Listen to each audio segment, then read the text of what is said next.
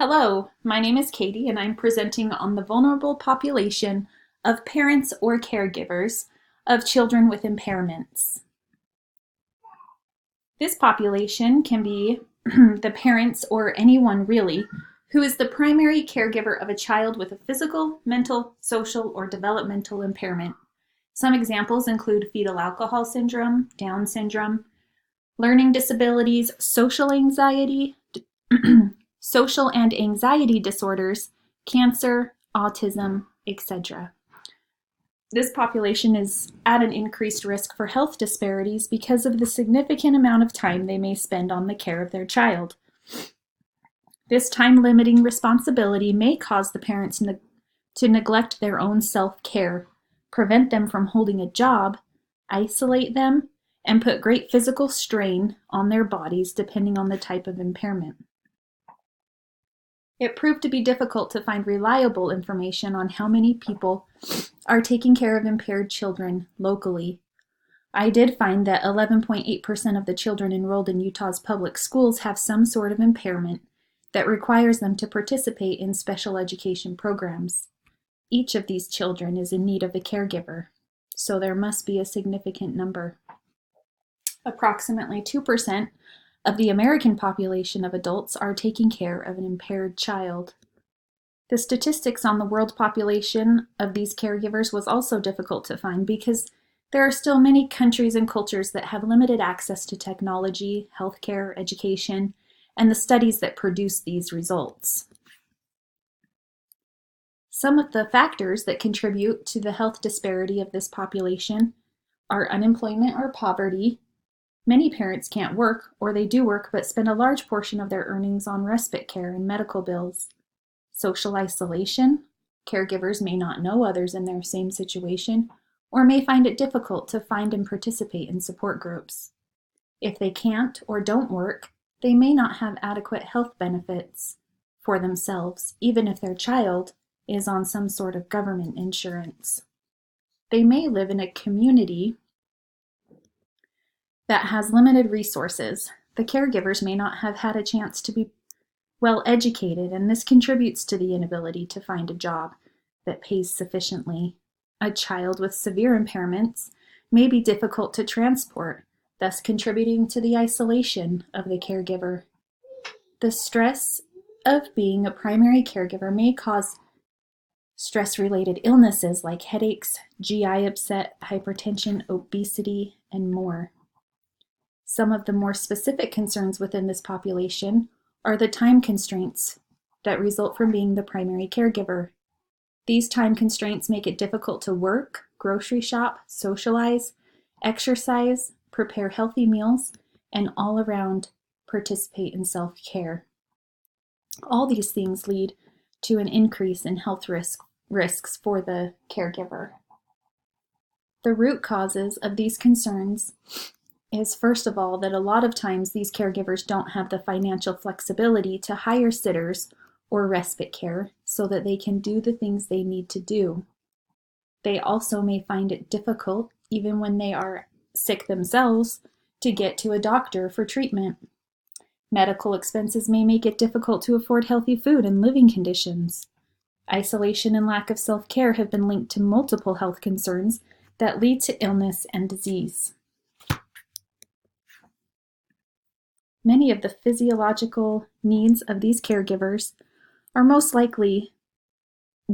likely be met, such as breathing, food, water, etc. Others may remain unmet, such as sleep and sex. I imagine many of these caregivers are sleep deprived. Security and family may be met if they are lucky enough to have a support network, but they may not have security in their home or living situation. If there is more than one parent involved, then security of employment may be met. However, oftentimes it is not. The need for resources may be unmet, as well as the need for love and relationships due to the isolation that comes with caregiving. Caregivers often suffer from depression and anxiety, therefore their need for self-esteem and actualization can greatly suffer. Although caregivers of impaired children may seem to be high-functioning in their own worlds, they may not be able to properly function in the world outside of their caregiver role. They may feel guilt if they leave their child, experience anxiety when away, lack the time and energy to participate in activities outside of their role, or feel too overwhelmed by it all. Their health outcomes depend greatly on the level of impairment of their child. Statistics show that their health outcomes are generally unfavorable due to poor coping mechanisms and lack of self-care routines. Many caregivers find themselves with weakened immune systems, high blood pressure, chronic fatigue, fear and anxiety about the future, depression, obesity, and many other health concerns. According to Murphy, Christian, Kaplan, and Young, caregivers report many negative impacts to their health. They report increased stress levels, which put them at risk for poor health and contracting communicable diseases, such as the flu, a cold, or other infections. Many caregivers worry that they will then either be too impaired to provide care or they will pass the illness to their impaired child, especially if the child is already immunocompromised. Likewise, impaired children who may attend public schools can contract communicable diseases at school and bring them home to their caregiver, which, again, can impair their ability to provide care to the child. Caregivers experience a great deal of stress related to their child's impairment. Increased stress levels lead to depression, anxiety, cardiovascular disease, obesity, as well as many other illnesses. They worry about the future and their ability to provide long-term care as they experience age-related health changes. They may fear the death of their child, or even their own death. In some cases, the caregiver may experience great physical strain as their child grows into adolescence and becomes more difficult to transfer and care for. They may even injure themselves from overexertion. Some caregivers may experience non-communicable illness triggered by the stressors in their life. Illness such as insomnia, headaches, aches and pains, autoimmune disorders, or other infections that are brought on by stress. One that comes to mind is shingles. As I mentioned before, caregivers can experience things like headaches, decreased energy, GI upset, physical ailments, insomnia, and high blood pressure. When we're in an airplane, they instruct us to put our own oxygen mask on before helping those around us. This applies to the caregivers of impaired children as well. If they are participating in self-care, if they are not participating in self-care, they will not be able to adequately care for the child. It is important to find healthy coping mechanisms, a strong support system, and relaxation techniques to regenerate and recuperate from time to time. From the information that I could find, self-harm isn't a huge issue among caregivers. However, it does happen.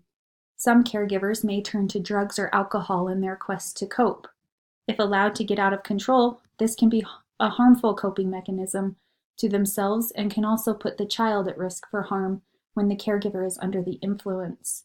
Some people who haven't learned strong coping mechanisms do turn to self-harm in order to feel some kind of real feeling, or may even do it to receive some attention for themselves.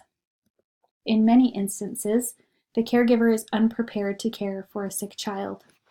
Financial or time constraints and lack of support can cause the caregiver to lash out at the child. When a child has no communication skills or is cognitively impaired, the caregiver may think they can get away with the abuse because the child won't be able to tell anyone about it.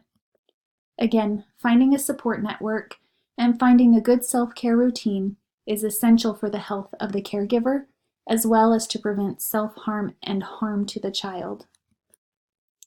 The last two slides are where you can find the references that I used in my presentation. Thank you.